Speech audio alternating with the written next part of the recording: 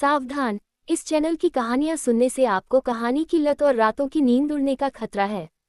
कृपया हेडफोन लगा लें, वरना आपके घरवाले समझेंगे कि आप सच में किसी दूसरी दुनिया में पहुंच गए हैं। बिना ब्रेक के सुनने पर कहानी हैंगओवर की जिम्मेदारी हमारी। बाहर बढ़ते तापमान के कारण कार में बैठते ही अनन्या अग्रवाल ने अपनी पुलिस की वर्दी उतार दी, जिससे उनके नीचे पहना हुआ पतला लाल स्वेटर दिखाई देने लगा, जो उन्हें काफी शालीन लुक दे रहा था। तेजर रेप केस के बाद से तुम एक अलग ही इंसान लग रहे हो। अनन्या अग्रवाल ने अपनी सहज प्रवृत्ति के आधार पर खुलकर बात की। एक पुलिस अधिकारी के रूप में वे ऐसे मामलों में काफी संवेदनशील थी। तुम अतीत में ऐसे नहीं थे। मुझे तुम्हारी पहचान पर गहरा संदेह है। के टीम लीडर अग्रवाल के संदेह का सामना करते हुए आरव यादव ने बिना सोचे समझे बेतरतीब ढंग से जवाब दिया। उन्होंने डरने का नाटक किया और कहा, आखिरकार आपने मुझे पहचान ही लिया। टीम लीडर अग्रवाल वाकई एक गिरफ्तार जासूस हैं। चलिए मैं आपको सच बताता हूँ। मैं एक ऐसा व्यक्ति हूँ जो बिल्कुल आरव यादव जैसा दिखता है, लेकिन असली आरव यादव को मैंने मार डाला था। उसकी लाश मेरे फ्रीज के अंदर छिपी है। अनन्या अग्रवाल अपनी भौहें सिकोड़े बिना नहीं रह सकी और उन्हें बहुत चिढ़ महसूस हुई। ओह, या फिर आरव ने उन्हें और उकसाया। मैं आपको एक और तथ्य बताऊं। मैं समय यात्रा करके यहाँ आया हूँ। मैं मौत की सजा पाया हुआ एक हत्यारा था। मुझे फांसी दिए जाने के बाद मैं आरव यादव के शरीर में पहुंच गया। मैंने उसके शरीर और उसकी आत्मा पर कब्जा कर लिया। हाँ, आपको क्या लगता है, क्या यह अधिक तर्कसंगत लगता है? आरव यादव की बातों से अनन्या अग्रवाल पहले ही क्रोधित हो चुकी थी। उन्होंने स्टीयरिंग व्हील को कसकर पकड़ लिया और उनकी सांसें तेज चलने लगीं। आरव यादव, क्या तुम थोड़े गंभीर नहीं हो सकते? अनन्या ने अपने गुस्से को दबाया। मैंने लॉस्ट हैंड केस को सुलझाने का तुम्हारा तरीका देखा और मैं मानती हूँ कि तुम में कुछ क्षेत्रों में क्षमता है, लेकिन तुम हमेशा चीजें अपने तरीके से नहीं कर सकते। मैंने सुना है कि कल क्या हुआ। अनन्या ने एक बड़ी बहन की तरह बात करने की कोशिश की। मुझे नहीं पता कि तुम क्या सोच रहे थे। तुमने वास्तव में पुलिस स्टेशन में लोगों की पिटाई की। वह बहुत बेवकूफ़ी भरा था। क्यों? क्या उन्होंने मेरे खिलाफ शिकायत दर्ज कराई है? आरव ने तिरस्कार के साथ पूछा। अगर वे वास्तव में शिकायत करते हैं तो तुम बड़ी मुसीबत में पड़ जाओगे।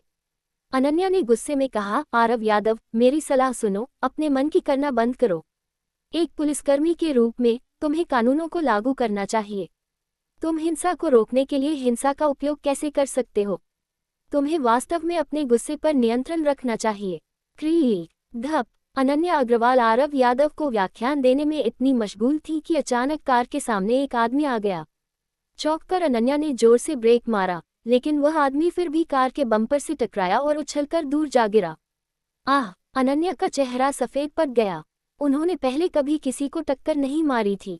उन्होंने आनन-फानन में दरवाजा खोला और कार से बाहर निकली। कार के बाहर उन्होंने देखा कि स्पोर्ट्स के कपड़े पहने एक मध्यम आयु वर्ग का व्यक्ति पैदल पार पथ के कोने में पड़ा है। ओह भगवान, क्या आप ठीक हैं? अनन्या बहुत डर गई थी और उस आदमी की ओर दौड़ी। अर्ग! उस आदमी ने अपना सिर घुमाया और कराहते हुए कहा, क्या आपको गाड़ी चलानी आती है? आपने मुझे मार ही डाला था। अर्ग! चिंता मत कीजिए, मैं अभी एम्बुलेंस बुलाती हूँ। बस हिम्मत रखिए। अनन्या ने जल्दी से अपना फोन निकाला और 102 नंबर डायल करना चाहिए, लेकिन उस आदमी ने हाथ हिलाया और कहा, दीदी रुकिए, मुझे देखने दीजिए कि क्या मैं खड़ा हो सकता हूँ।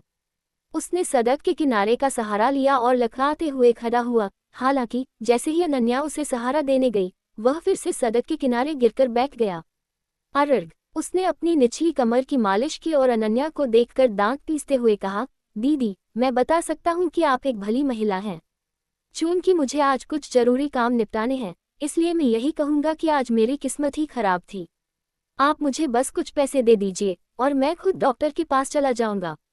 अनन्या अग्रवाल एक पुलिस अधिकारी थी और भले ही गाड़ी चलाते समय उनका ध्यान भटक गया था, जिससे वे अनिश्चित थीं कि क्या उन्होंने वास्तव में उस व्यक्ति को टक्कर मारी थी, लेकिन अब यह अधिक संभावना लग रही थी कि वह व्यक्ति अपनी चोटों का नाटक कर रहा है और वह संभवतः एक ठग है। हम ऐसा कैसे कर सकते हैं? अनन्या ने कहा, आपको चेकअप के लिए अस्पताल जाना होगा। चिंता मत कीजिए, मैं एक पुलिस अधिकारी हूँ, इसलिए मैं भागूंगी नहीं। अगर वह संभव नहीं है तो हमारी यूनिट के फोरेंसिक विभाग में एक विशेष परीक्षा कक्ष है, हम वहां भी जा सकते हैं। जैसे ही उस आदमी ने सुना कि अनन्या अग्रवाल एक पुलिस अधिकारी है, वह चौंक गया। हालांकि थोड़ा सोचने के बाद उसने बिना किसी डर के कहा, दीदी, अगर आपको विश्वास नहीं है तो खुद देख लीजिए। उस आदमी ने अपनी कमीज ऊपर उठाए और उसकी निचली कमर वास्तव में लाल और सूजी हुई थी। अनन्या को समझ नहीं आ रहा था कि क्या किया जाए। चूंकि उनकी कार नई थी, इसलिए इसमें डैशबोर्ड कैमरा नहीं था। साथ ही वास्तव में ऐसा लग रहा था कि कार उससे टकराई है। मुझे परवाह नहीं है कि आप पुलिस हैं या नहीं, उस आदमी ने उदास चेहरे के साथ कहा। ये सच है कि आपने मुझे टक्कर मारी है। एक पुलिस अधिकारी को भी किसी और की तरह किसी को टक्कर मारने के बाद जिम्मेदारी लेनी पड़ती है ना?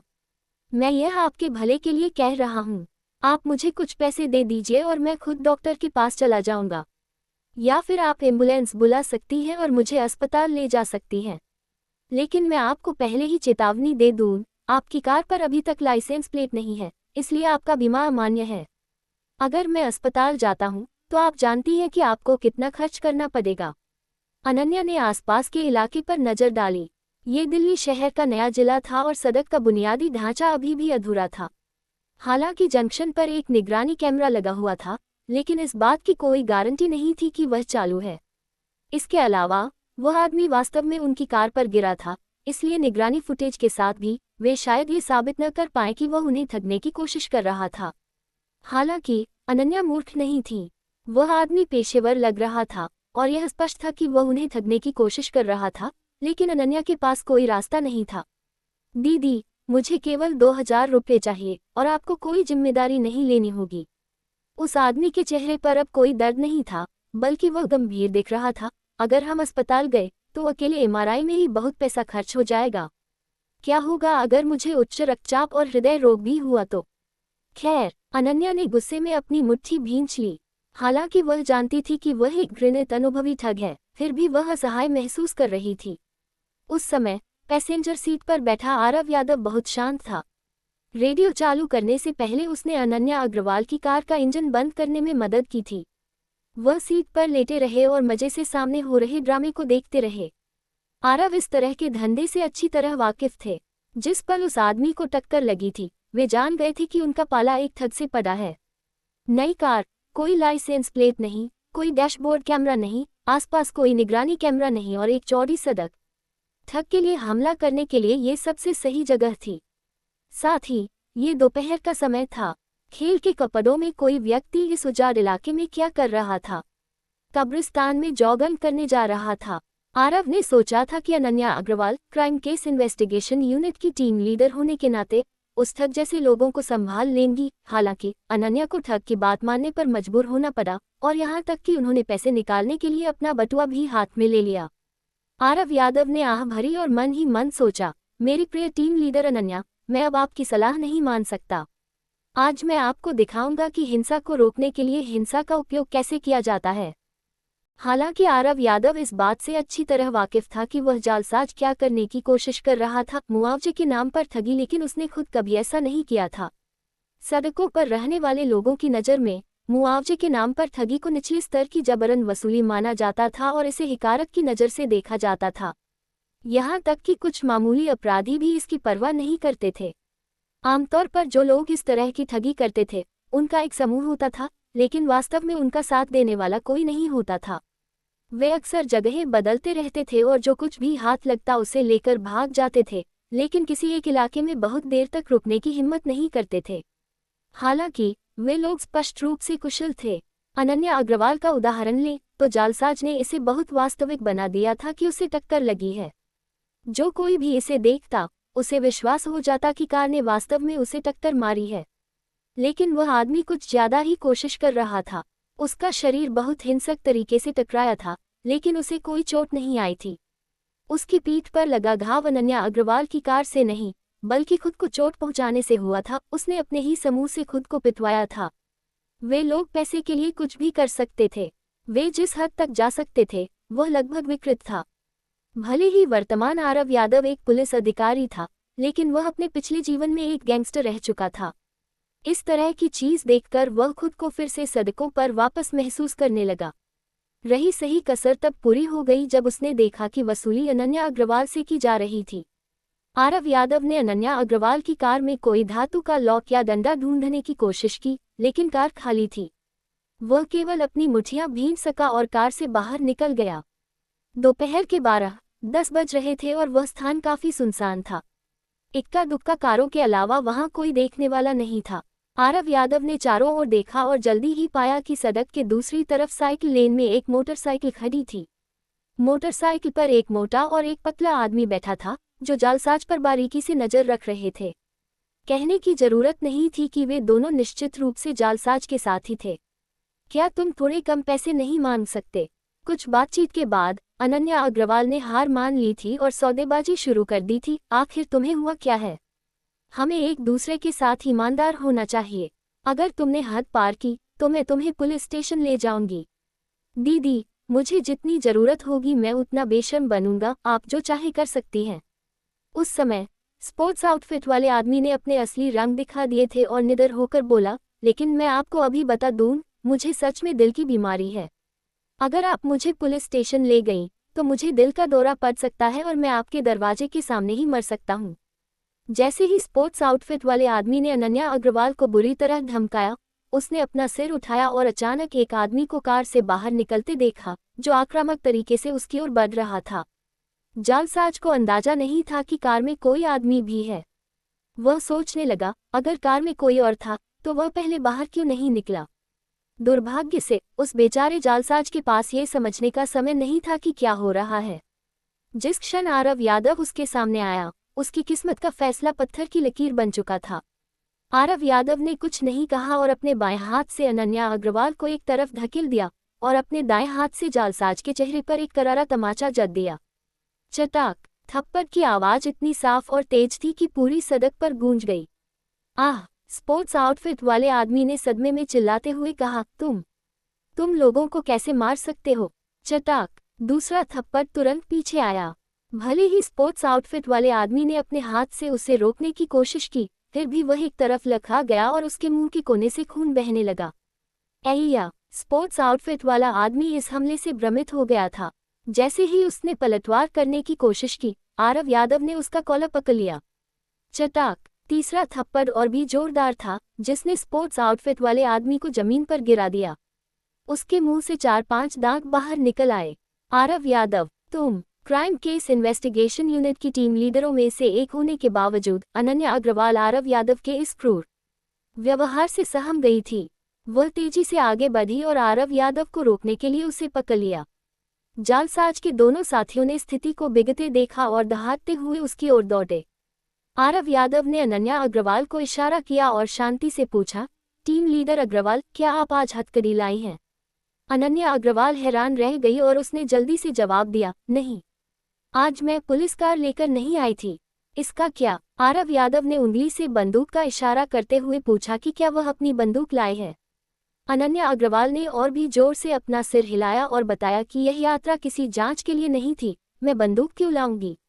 आरव यादव ने आह भरी और निराशा में अपना सिर हिलाया, फिर चिल्लाया, ठीक है, फिर एक तरफ खड़ी हो जाओ। जैसे ही वह बोला, वे दो साथी, एक मोटा और एक पतला, आरव यादव के सामने पहुंच चुके थे। मोटा आदमी आगे था और दहाड़ा, रुको, क्या तुम मरना चाहते हो? मोटे आदमी ने बोलना शुरू ही किया था कि आरव यादव ने उसका कॉलर पकड़ लिया और अपना दूसरा हाथ सीधे उसके प्राइवेट पार्ट की ओर बढ़ाया।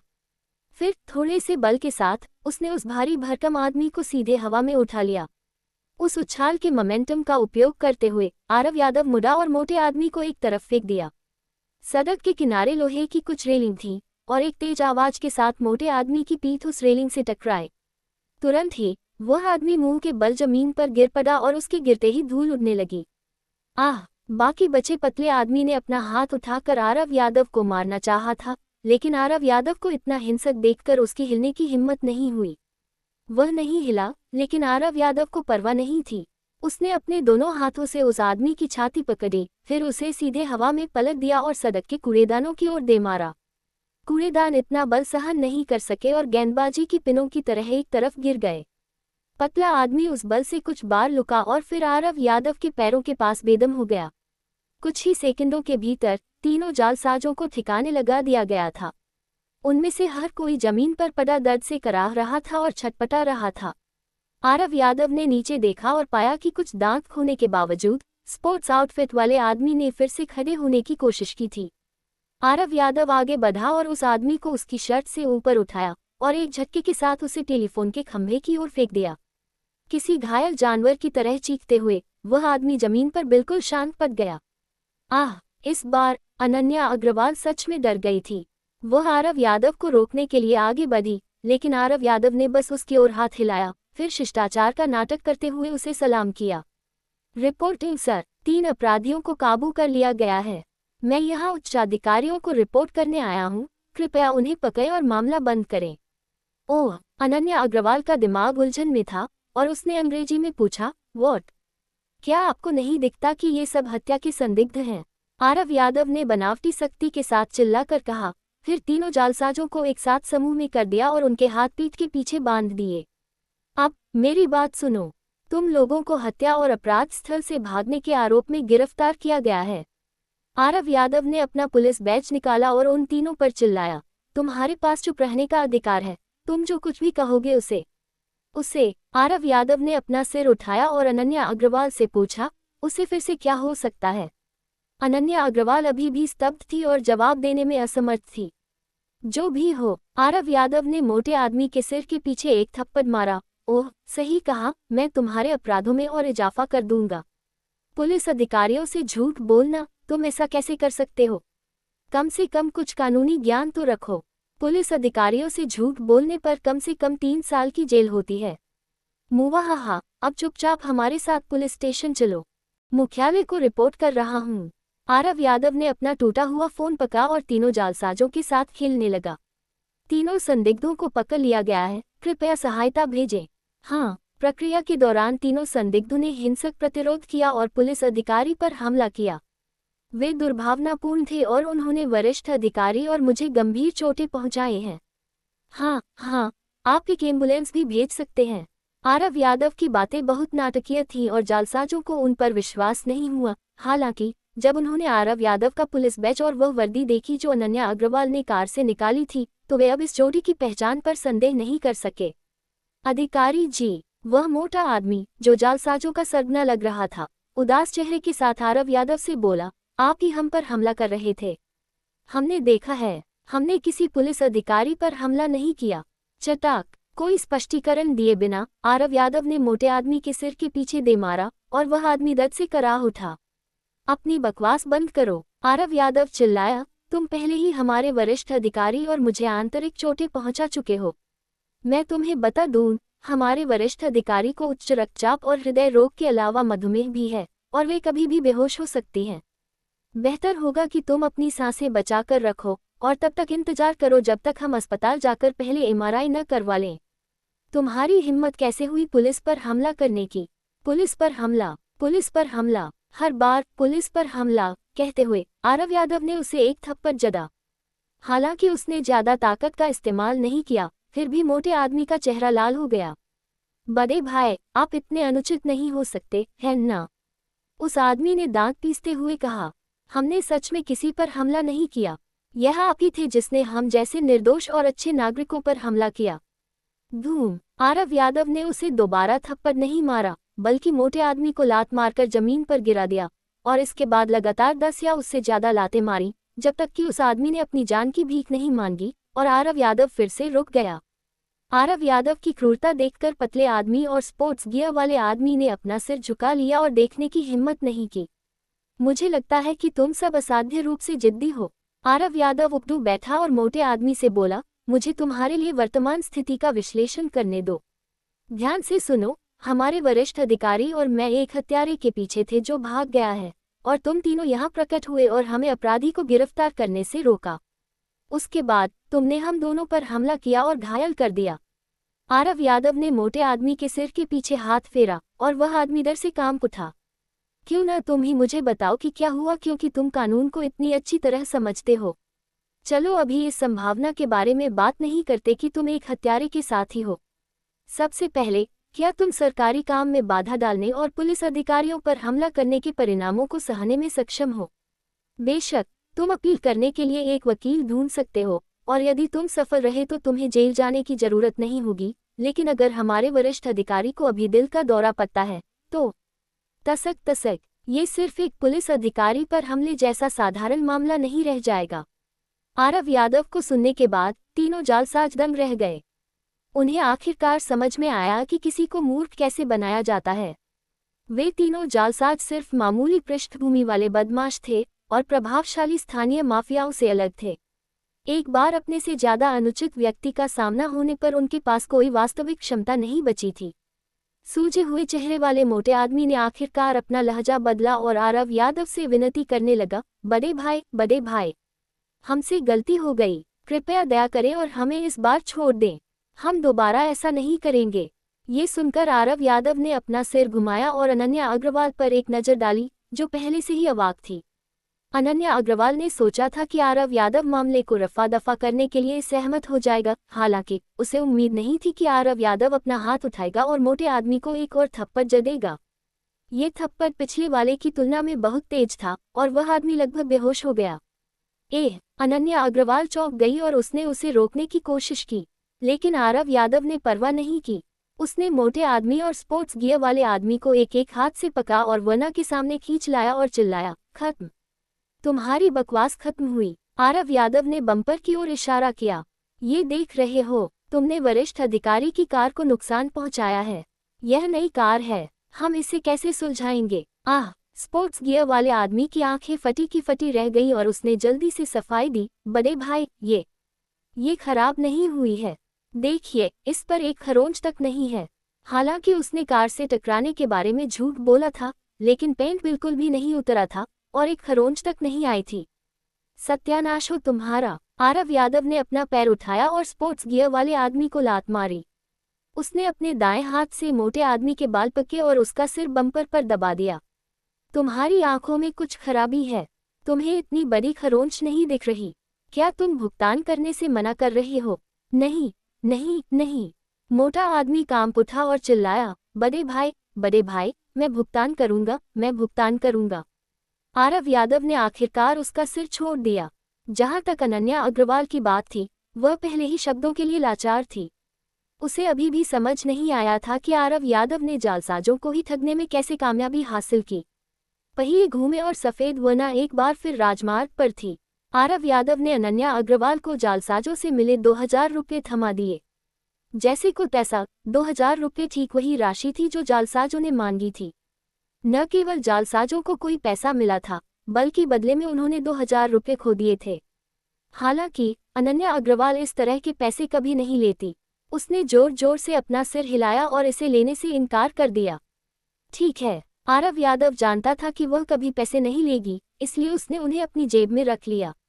चूंकि आप इसे नहीं चाहती, तो किसी दिन साथ में ड्रिंक्स पीते हैं। अपने श्रीमान को भी साथ लाइएगा।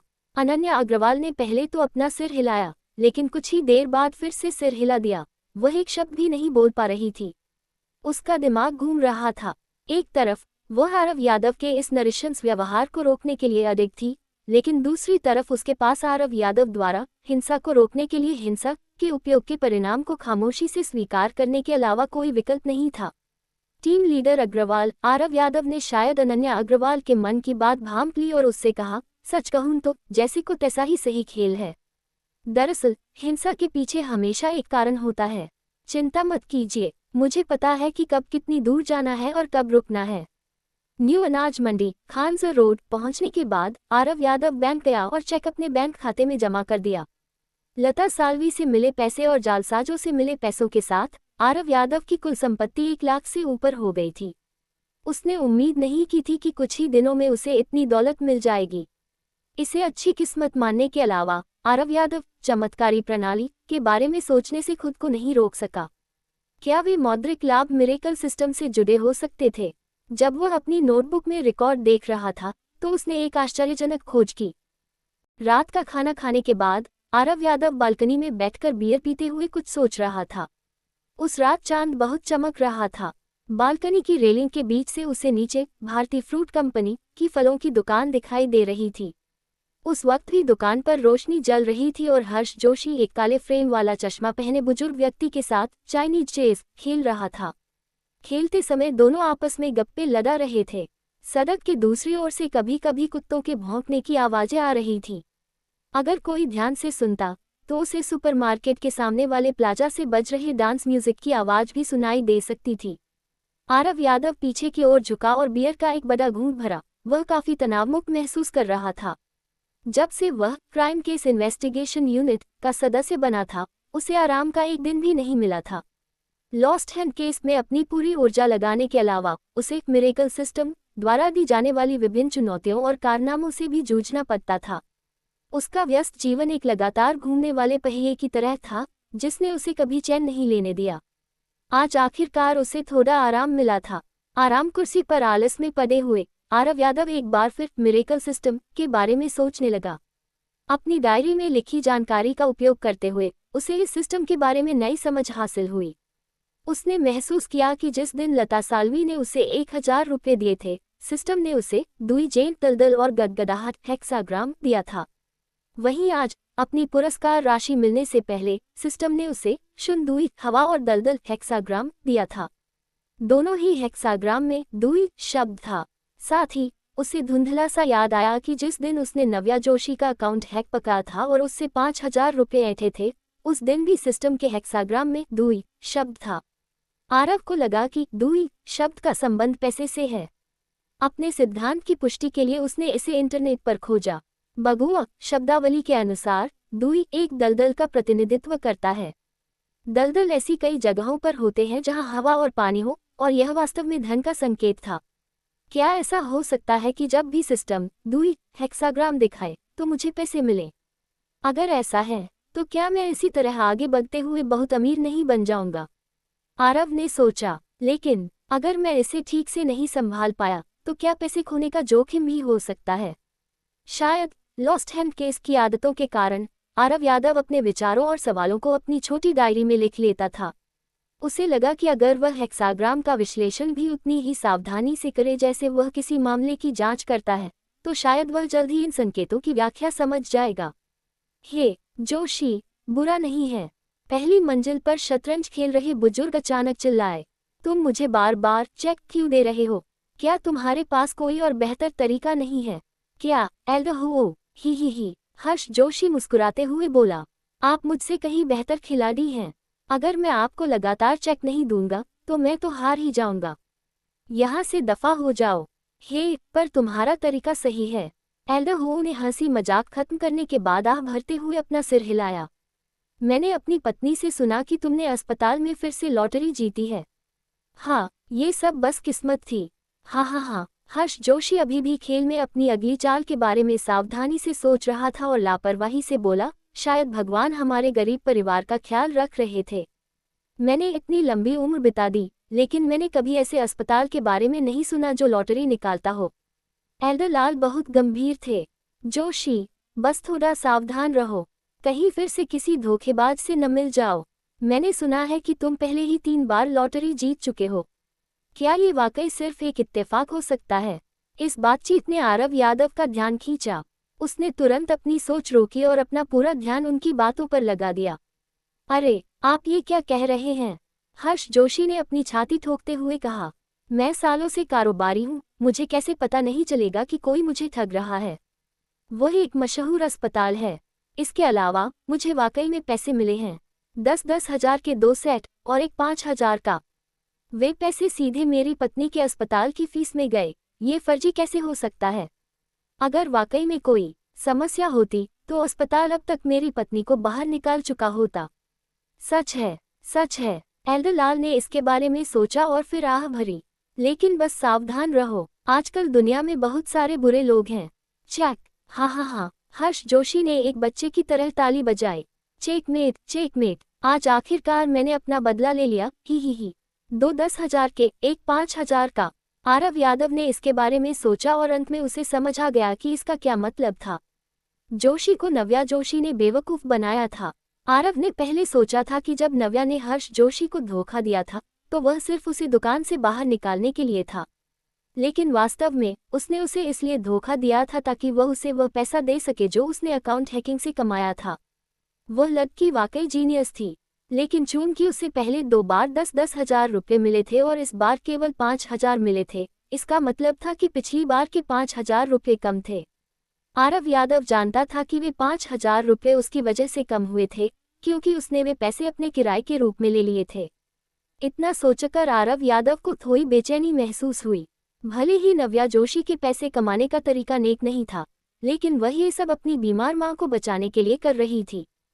फिर भी उसने उस छोटी बच्ची से पैसे वसूले थे, जो सड़क के उसूलों के खिलाफ था। उसने कसम खाई कि वह दोबारा कभी उससे पैसे नहीं लेगा, चाहे जो हो जाए। अब चूंकि वह एक जांच अधिकारी था, आरव यादव को इस मुद्दे को अपने काम के नजरिए से भी देखना था। आखिरकार नव्या जोशी की हरकतें कानून के खिलाफ थीं। उसके जैसी बुद्धिमान लड़की के लिए इसके परिणाम विनाशकारी हो सकते थे। अगर कुछ हुआ तो उसका हश्र भी रश्मि देशपांडे जैसा हो सकता था। लेकिन कोई बात नहीं, क्योंकि पूरी दोपहर विचार विमर्श करने के बाद आरव यादव ने आखिरकार इस समस्या का समाधान निकाल लिया था। उसे बस उस लड़की से बात करनी थी। संयोग से तभी नीचे से नव्या जोशी की आवाज आई, पापा, मैंने अपना होमवर्क पूरा कर लिया है। अब मैं थोड़ी ताजी हवा लेने जा रही हूँ। जाओ, बिल्कुल जाओ। हर्ष जोशी हमेशा अपनी आज्ञाकारी और समझदार इकलौती संतान को बहुत प्यार करता था और उसे अपनी मर्जी से काम करने देता था। बस सावधान रहना, तुम्हारी सारी आंटी प्लाजा में डांस कर रही हैं। ओह, नव्या जोशी ने सुस्ती से जवाब दिया और दुकान से बाहर निकलने ही वाली थी कि तभी ऊपर बालकनी से आरव यादव ने आवाज लगाई, ओए बच्ची, मेरे लिए थोड़ा तरबूज काटो, मुझे लाल वाला चाहिए। आरव यादव की आवाज ने सबका ध्यान खींचा। आरव यादव ने नव्या जोशी की ओर हाथ हिलाया और उसे बार बार आंख मारी, यह इशारा करने की कोशिश करते हुए कि वह असल में कुछ और कहना चाह रहा है। ओए बेवकूफ पुलिस वाले। हर्ष जोशी आरव यादव से नफरत करता था। उसने अपना सिर उठाया और चिल्लाकर जवाब दिया, तुम खुद को समझते क्या हो? तुम चाहते हो कि हम तरबूज काटें और तुम्हारे कमरे तक पहुंचाएं? नव्या, तुम जाओ खेलो, इस पर ध्यान मत दो, भाग में जाओ। आरव यादव ने गाली दी। ओ मोटे, ऐसा नहीं है कि मैं तुम्हें पैसे नहीं दे रहा हूँ। अगर तुमने तरबूज नहीं दिया तो मैं नीचे आकर तुम्हारी दुकान तहस नहस कर दूंगा। क्या तुम खुद को समझते क्या हो? मैं नहीं। हर्ष जोशी गुस्से में खड़ा हो गया। अरे पापा, पापा, पापा। नव्या जोशी को तुरंत समझ आ गया कि आरव यादव उससे बात करना चाहता है और उसने जल्दी से हर्ष जोशी को शांत करने की कोशिश की। ये सिर्फ तरबूज का एक टुकड़ा ही तो है, गुस्सा होने की जरूरत नहीं है, आप लोग खेलते रहिए। एल्डर लाल, आप भी खेलिए, मैं जाती हूँ, मैं दे आती हूँ। जैसे ही उसने अपनी बात खत्म की, छोटी लड़की ने जल्दी से एक तरबूज उठाया और ऊपर आरव यादव की ओर दौड़ पड़ी। मैंने तुम्हारे सुझाव के बारे में सोचा, लेकिन इसे करना वाकई बहुत मुश्किल है। नव्या जोशी ने आरव यादव के लिए तरबूज काटते हुए कहा, किसी अकाउंट नंबर को रिट्रीव करना उसे हैक करने से कहीं ज़्यादा कठिन है। हैकिंग तो रैंडम तरीके से हो जाती है।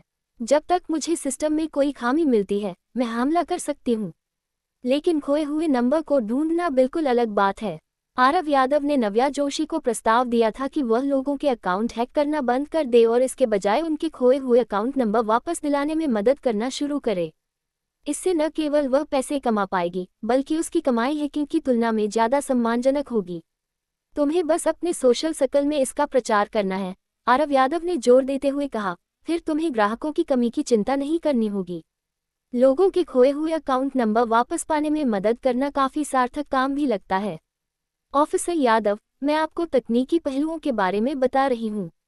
नव्या जोशी ने तरबूज के टुकड़े आरव के सामने रखे। मेरा तकनीकी कौशल अभी उस स्तर पर नहीं पहुंचा है जहां मैं लोगों के खोए हुए नंबर वापस दिला सकूं, मैं यह नहीं कर पाऊंगी। आरव यादव ने बियर का घूंट लिया और मुस्कुराया। मैंने कहा था कि हम पार्टनर हैं। अगर मेरे पास कोई गुप्त हथियार नहीं होता तो मैं तुम्हें धोखाधड़ी छोड़ने का सुझाव क्यों देता। मैं तुम्हें बता दूं, मैंने आज इंटरनेट सुरक्षा टीम से जांच की है और उनके पास एक ऐसा सॉफ्टवेयर है जो विशेष रूप से इंटरनेट अकाउंट नंबरों के लिए बनाया गया है। उस सॉफ्टवेयर की मदद से किसी भी खोए हुए नंबर को आसानी से वापस पाया जा सकता है। ओह, सच में? नव्या ने इसके बारे में सोचा लेकिन जल्दी ही अपना सिर हिला दिया। ऑफिसर यादव, यह मत कहिएगा कि आप सिर्फ मेरे लिए सार्वजनिक सुरक्षा ब्यूरो का सॉफ्टवेयर चुराने वाले हैं। यह अकाउंट हैक करने से भी बड़ा अपराध है। क्या मैं इतना मूर्ख दिखता हूँ? आरव ने तरबूज का एक टुकड़ा खाया और बियर पीते हुए बोला, मैं तुम्हें उस सॉफ्टवेयर का मुख्य ढांचा और एल्गोरिदम दे सकता हूँ। मुझे विश्वास है कि तुम्हारे जैसा मास्टर हैकर खुद अपना प्रोग्राम तैयार कर सकता है। ये सुनकर नव्या की आंखें चमक उठी और उसने गंभीरता से सिर हिलाया। हालांकि कुछ देर और सोचने के बाद वह झिझकी और बोली, भले ही मेरे पास वह सॉफ्टवेयर हो, फिर भी मैं सिस्टम के अंदर नहीं जा पाऊंगी। अगर मैं सिस्टम में प्रवेश नहीं कर सकती तो शक्तिशाली सॉफ्टवेयर भी बेकार होगा। तस आरव चालाकी से मुस्कुराया, मैंने वह भी सोच लिया है। इस बार हम असली पार्टनर हैं। चिंता मत करो, जब तुम सॉफ्टवेयर तैयार कर लोगी तब हम काम शुरू करेंगे। आपके पास वाकई इसका समाधान है। नव्या को मुश्किल से यकीन हुआ, लेकिन वह आरव के सुझाव में काफी दिलचस्पी ले रही थी। उसने मन ही मन सोचा, अगर हम वाकई ऑनलाइन गेमर्स के खोए हुए अकाउंट वापस दिला सकें तो इस काम का बहुत बड़ा बाजार है। साथ ही इसमें हैकिंग के मुकाबले समय भी कम लगेगा। हम कम समय में कई ऑर्डर पूरे कर पाएंगे। लालची मत बनो, भले ही हम कुछ अच्छा कर रहे हैं, लेकिन यह अभी भी ऐसी चीज है जिसे उजागर नहीं किया जाना चाहिए। आरव का चेहरा थोड़ा गंभीर हो गया।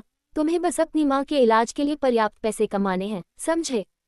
तुम्हारी एनुअल एग्जामिनेशन भी आने वाली है, इसलिए तुम्हें अपनी पढ़ाई पर ध्यान देना होगा, समझी? जी, समझ गई। नव्या ने सिर हिलाया, लेकिन अचानक उसके चेहरे के हाव भाव बदल गए और उसने हैरानी से पूछा, अरे कुछ गड़बड़ है, आज आपको क्या हो गया है? आप इतने नेक इंसान कैसे बन गए? क्या आपकी अंतरात्मा जाग गई है? अरे तेरी! आरव यादव ने तरबूज का छिलका कूड़ेदान में फेंकते हुए कहा, मैं बुरा आदमी कब था? छोटी बच्ची, मैं तुम्हें बता दूं, चाहे जो भी हो, मैं तुम्हारा पिता रह चुका हूँ, इसलिए मैं बस यही चाहता हूँ कि मेरी बेटी का भविष्य उज्जवल हो। ओह, रहने भी दीजिए। नव्या ने भले ही मुंह बनाया, लेकिन वह खिलखिलाकर मुस्कुरा रही थी। हर्ष जोशी ने नीचे से शोर सुना और चिल्लाया, नव्या, क्या तुम ठीक हो? उस बेईमान पुलिसवाले ने तुम्हें कुछ कहा तो नहीं? जल्दी नीचे आओ। ओह, और तरबूज के पैसे लेना मत भूलना। रात के 10:30 बज रहे थे। आरव यादव अभी अभी हाथ मुंह धोकर सोने की तैयारी कर रहा था। तभी उसके दिमाग में स्थित मिरेकल सिस्टम ने काम पूरा होने का संदेश भेजा। लेकिन सिस्टम ने कुछ ऐसा कहा जिसकी आरव को उम्मीद नहीं थी। सिस्टम ने बताया कि उसके वर्तमान एडवेंचर की कंप्लीशन रेट 93% थी और इनाम के रूप में उसे 3 उपकरण मिले हैं। वाह! आरव हैरान रह गया क्योंकि उसने नहीं सोचा था कि उसका स्कोर इतना ऊंचा होगा। उस दिन की घटनाओं को याद करते हुए उसने सोचा कि केवल 3 ही ऐसी चीजें थीं जिन्हें एडवेंचर माना जा सकता था। पहला, नव्या जोशी का पिता बनने का नाटक करना। दूसरा, पुलिस स्टेशन में इनाम मिलना। और तीसरा, उन ठगों को ठगना। ओह! आरव को एहसास हुआ कि अगर नव्या जोशी के साथ उसकी बातचीत को भी एक एडवेंचर माना जाए तो कुल 4 हो गए। क्या उसने वाकई इतना अच्छा प्रदर्शन किया था? तस आरव सोचने लगा कि इसके पीछे जरूर कोई सिद्धांत होगा। उसे लगा कि उन ठगों वाली घटना के अलावा, जो थोड़ी चरम थी, उसने पूरे दिन मूल रूप से अच्छे काम ही किए थे। क्या ऐसा हो सकता है कि अच्छे काम करने पर पूर्णता दर अधिक मिलती हो? अरे तेरी की! आरव ने अपनी ठुड्डी छुई और मन ही मन सोचा, कहीं ये सिस्टम मुझे जबरदस्ती अच्छा आदमी बनने पर तो मजबूर नहीं कर रहा। उसे यकीन नहीं था कि इतने लंबे समय तक गुंडा रहने के बाद वह एक भला आदमी बन पाएगा या नहीं। उपकरणों को खोलने के बाद एक और सरप्राइज मिला। नया टूल एक इनविजिबल एनालाइजर था। आरव ने शुरू में सोचा था कि यह कुछ खास नहीं होगा, लेकिन इसके बारे में जानकर वो प्रशंसा में सीटी बजाए बिना नहीं रह सका। इनविजिबल एनालाइजर किसी भी वस्तु के घटकों का विश्लेषण कर सकता था और उसका विस्तृत विवरण दे सकता था। चतुर होने के नाते आरव के दिमाग में तुरंत एक विचार आया। अगर वह इस एनालाइजर का उपयोग प्राचीन वस्तुओं पर करे तो क्या वह एक एंटीक एक्सपर्ट नहीं बन जाएगा? हालांकि यह एनालाइजर एक वस्तु पर केवल एक बार उपयोग किया जा सकता था। उसके पास 3 थे, इसलिए वह केवल 3 वस्तुओं का विश्लेषण कर सकता था। ऐसा लगा कि अगर उसे अमीर बनना है तो उसे लगातार उच्च पूर्णता दर हासिल करनी होगी। आरव ने अपने साहसिक कार्य की शुरुआत से अब तक मिले उपकरणों की गिनती की। उसके पास एक इनविजिबल ट्रैकिंग डिवाइस, एक इनविजिबल टेलीस्कोप, एक मल्टीफंक्शन चाबी, 5 इनविजिबल लाइट डिटेक्टर और 3 इनविजिबल एनालाइजर थे। उसने उपकरणों की अनूठी विशेषताओं को याद किया ताकि भविष्य में उनका सही उपयोग कर सके। जब से आरव ने अपना पुराना जीवन छोड़ा और इस नए जीवन में कदम रखा था, तब से यह उसकी सबसे सुकून भरी नींद होने वाली थी। केस खत्म हो चुका था, उसने कुछ पैसे कमा लिए थे और नव्या जोशी का मामला, जो उसे परेशान कर रहा था, सुलझने लगा था। ऐसे में उसे अच्छी नींद क्यों न आती? हालांकि चाहे वह कितनी भी गहरी नींद में सोया हो, अगली सुबह आरव यादव बहुत जल्दी उठ गया। उसके जल्दी जागने के 3 कारण थे। पहला, वह जल्दी उठकर मिरेकल सिस्टम से अपना भाग्य जानना चाहता था ताकि दिन की शुरुआत अच्छी हो। दूसरा कारण ये था कि क्राइम केस इन्वेस्टिगेशन यूनिट में एक छोटा सम्मान समारोह आयोजित किया जा रहा था और आरव उसका मुख्य आकर्षण था क्योंकि उसने 2 अपराधियों को पकड़ा था। तीसरे कारण के लिए आरव सबसे ज्यादा उत्साहित था। चूंकि उसने अपनी अन्य सभी समस्याएं सुलझा ली थीं, अब उसे अपनी जीवन भर की खुशी के बारे में सोचना था। वह अपनी पुरानी प्रेमिका अनिका पटेल का पीछा करने अस्पताल जाने वाला था। जल और पर्वत हेक्साग्राम। पाताल का जल, स्थिरता का पर्वत, पर्वत के सम्मुख जल। हेक्साग्राम की इस कठिन व्याख्या को सुनकर आरव यादव को कुछ समझ नहीं आया, सिवाय इसके कि आज के उसके एडवेंचर का पैसे से कोई लेना देना नहीं था। लेकिन रहस्य के इस तत्व के कारण वह वास्तव में उत्साहित था। यह न जानना कि आगे क्या होने वाला है उसे आने वाली घटनाओं के प्रति और अधिक उत्सुक बना रहा था। सुबह ठीक 8 बजे हुडा चौक शाखा का पुरस्कार समारोह शुरू हुआ। यह मुख्य रूप से अन्य अधिकारियों को प्रेरित करने के लिए था, इसलिए जाहिर तौर पर यह शहर के कार्यालय की समारोह जितना भव्य नहीं था। इसमें केवल शाखा कार्यालय के कर्मियों को ही शामिल होना था। हालांकि bureau chief Anand Chaudhary, vice bureau chief Jatin, विभिन्न विभागों के नेता और यूनिट के सभी जांचकर्ता इस समारोह में उपस्थित थे। बैठक के दौरान ब्यूरो चीफ चौधरी ने सबसे पहले शहर के अधिकारियों की ओर से हुडा चौक शाखा की प्रशंसा की। फिर उन्होंने क्राइम केस इन्वेस्टिगेशन यूनिट के सदस्यों के उत्कृष्ट प्रदर्शन की विशेष सराहना की और कहा कि लगातार 2 बड़े मामलों को सुलझाने में यूनिट का टीम वर्क महत्वपूर्ण रहा। उन्होंने टीम बी की टीम लीडर अनन्या अग्रवाल के योगदान की सराहना करते हुए कहा कि यदि उनका मजबूत नेतृत्व नहीं होता तो ये दोनों मामले इतनी जल्दी नहीं सुलझ पाते। लेकिन मामले के असली के आरव यादव के बारे में ब्यूरो चीफ ने केवल एक संक्षिप्त टिप्पणी की। उन्होंने बस इतना कहा कि आरव यादव और अनन्या अग्रवाल ने अपना पुरस्कार प्राप्त करते समय एक साथ उपस्थिति दर्ज कराई थी। उन्होंने यह उल्लेख नहीं किया कि उन दोनों को क्या सम्मान या पुरस्कार मिला था। जाहिर है आरव यादव नाखुश था। यह क्या है, आरव ने सोचा। भले ही सभी ने योगदान दिया, लेकिन अपराधी को मैंने पकड़ा है। क्या पुरस्कार समारोह में इसका जिक्र करना जरूरी नहीं था? आरव वहां अपनी भौहें सिकोड़े बैठा था कि अचानक उसकी नज़र दूसरी तरफ बैठे अथर्व सिंह पर पड़ी। वह आदमी उसे देखकर बड़ी ही कुटिल मुस्कान दे रहा था, लेकिन जैसे ही उसने आरव को अपनी ओर देखते पाया, अथर्व ने तुरंत मुस्कुराना बंद कर दिया। कुछ अजीब है, आरव ने खुद से कहा। अपने सामने की स्थिति को भांपते हुए आरव को सहज ही कुछ होने का आभास हो गया। जैसा कि अपेक्षित था, ब्यूरो चीफ चौधरी ने प्रशंसा के बाद विषय बदल दिया और समूह से कहा, सब लोग ध्यान से सुने। मैं इस अवसर का उपयोग एक घोषणा करने के लिए करना चाहता हूं।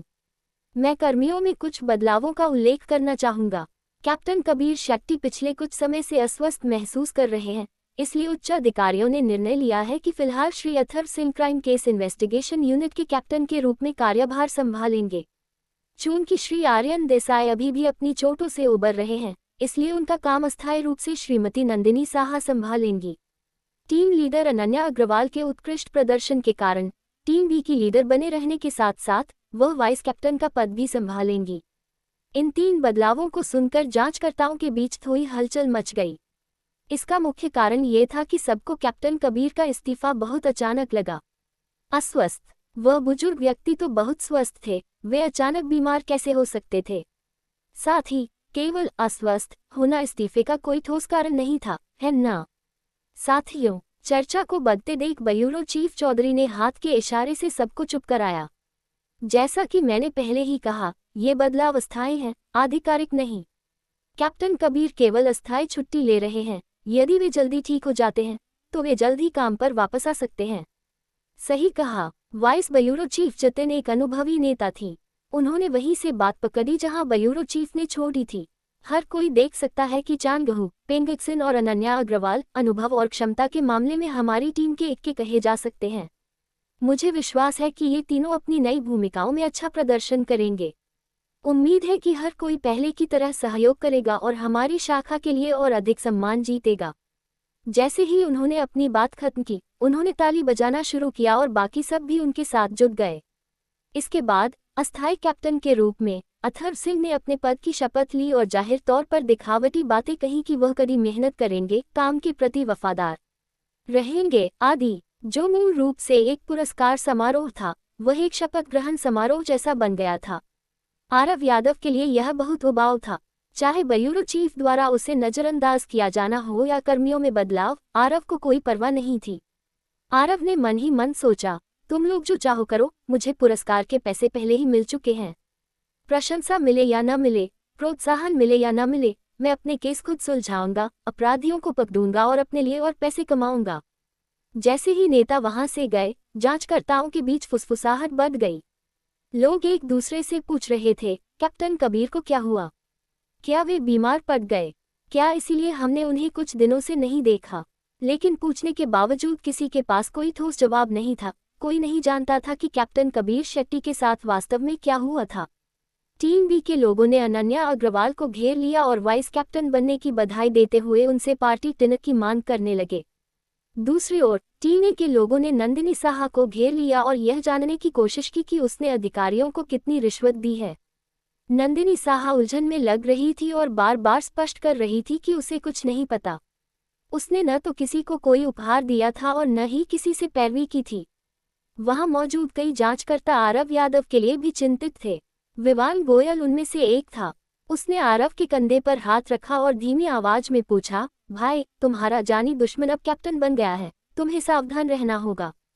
वह आदमी बहुत ही बदलाखोर है। जिस दिन मैंने उसे फाइनेंस डिपार्टमेंट में तुम्हारा 1800 रुपये का जुर्माना भरते हुए देखा था, वह बहुत डरावना लग रहा था, जैसे किसी की जान ले लेगा। हाँ, नव्या शर्मा भी उतनी ही चिंतित थी। अब जब सिंह कैप्टन बन गया है, तो वह निश्चित रूप से तुम्हारे खिलाफ कुछ करने की कोशिश करेगा। सीनियर, आप कुछ दिनों की छुट्टी क्यों नहीं ले लेते ताकि उससे बचा जा सके? ही, आरव यादव हंसा। चिंता मत करो, मेरे पास अपने तरीके हैं।